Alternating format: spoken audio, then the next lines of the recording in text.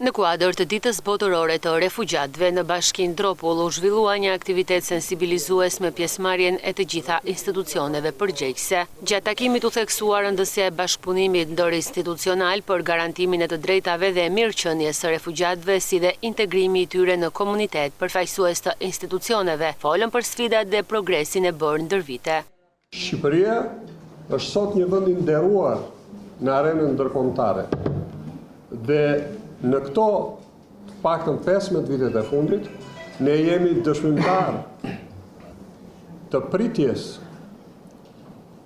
të refugjatëve të ardhur nga zonat e luftës, duke filluar nga Afganistani, Irani dhe deri vendet të tjera të lindjes, për të mbritur tek ajo fjala kyçe, tek ajo fjala kod, solidaritet me këta refugjat që ne i kemi dhe i presim në pikalimet kufitare. Një ditë që na kujton detyrimin dhe përgjegjësinë tonë njerëzore për të qëndruar pranë atyre që kanë qenë të detyruar të lënë vendin e tyre për arsye lufte, dhune apo përndjekje.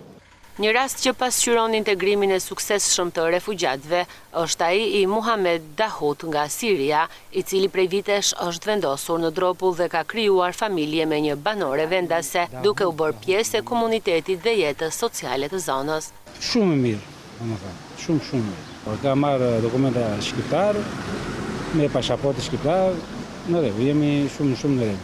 Kam hapur biznes me dur alumin me hekur dhe me saldimet dhe shikir. Ky aktivitet synoi të promovojë solidaritetin dhe ndërgjegjësimin për situatën e refugjatëve në një ditë që kujton sakrificat, por edhe shpresën për një jetë më të mirë.